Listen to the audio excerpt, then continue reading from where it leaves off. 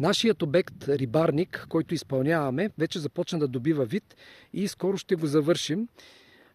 Виждате вече осветлението е прокарано, пътя е направен, водата се пълни, скоро ще я третираме, това всичко ще изчезне.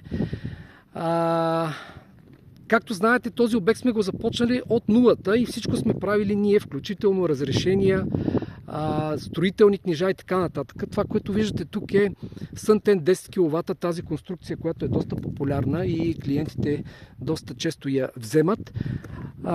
Тук е в вариант, който е затворен с сандвич панели и дограма. Естествено е с строителни книжа за преместваем обект. Щампован бетон сме направили тук. Става доста така стилно, красиво, може да го видите. И изглежда доста добре. Тук сме подравнили, хората ще имат градина. Долу сме подравнили, защото ще има овошки. Оградата сме правили. Ето, може да я видите. С видеонаблюдение включително. И така че, ако вие имате нужда от някои от тези дейности, включително и тежка техника, дигите сме изграждали, камък сме слагали,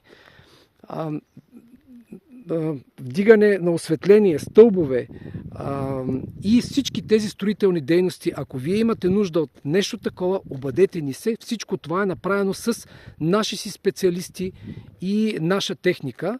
Така че подготвени сме да вземем такива задачи в NetSolar.